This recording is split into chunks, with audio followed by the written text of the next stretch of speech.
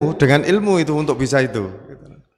Terus ilmu itu dalam surat Fatir juga innama yakhsyallaha min ibadihil ulama. Hanya ulama, orang yang berilmu yang bisa khasyatullah. Yang khasyatullah itu salah satu dari ketinggian kerohanian.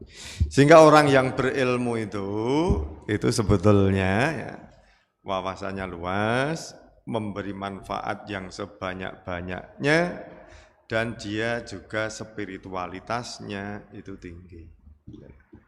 Ketika selama ini tidak seperti itu karena ada yang keliru gitu, dalam pendidikan kita dan juga dalam ilmu kita. Jadi ilmu modern itu masih diasingkan dari agama, dari Tuhan. Stephen Hawking ketika dia pertama kali menyatakan bahwa dalam alam ini ada kesadaran, orang berharap. Stephen Hawking menyatakan bahwa ada Tuhan pencipta alam ini.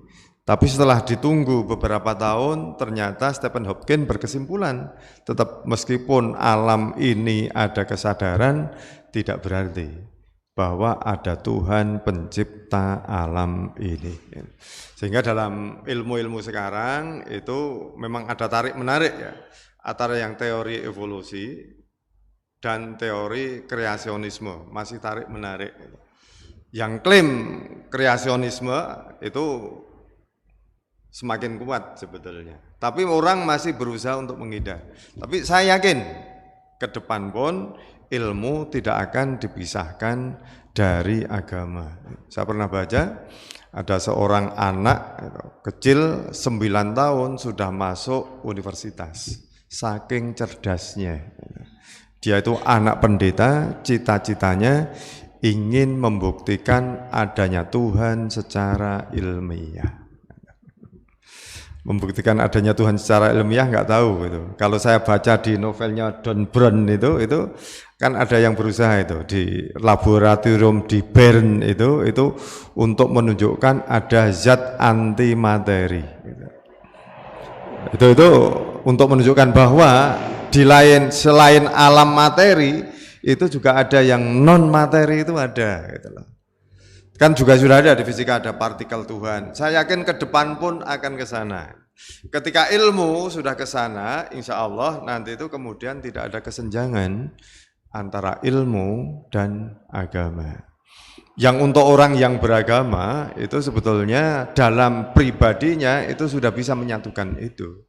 Saya ketemu mahasiswa kedokteran, ketika dosennya mengajarkan anatomi otak, faal otak, maka tiap 3 menit bertasbih terus. Subhanallah, subhanallah. Nah, kita harapannya nanti seperti itu. Ya. Jadi orang hebat ilmunya, tapi kemudian juga hebat prestasinya, juga tetap religius. Dan harapannya kan seperti itu.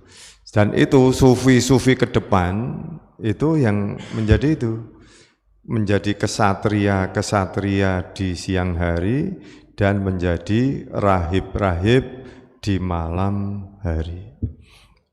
Itu mestinya orang Islam bisa seperti itu, sehingga nanti itu semboyannya itu akidah kuat memberi manfaat hebat.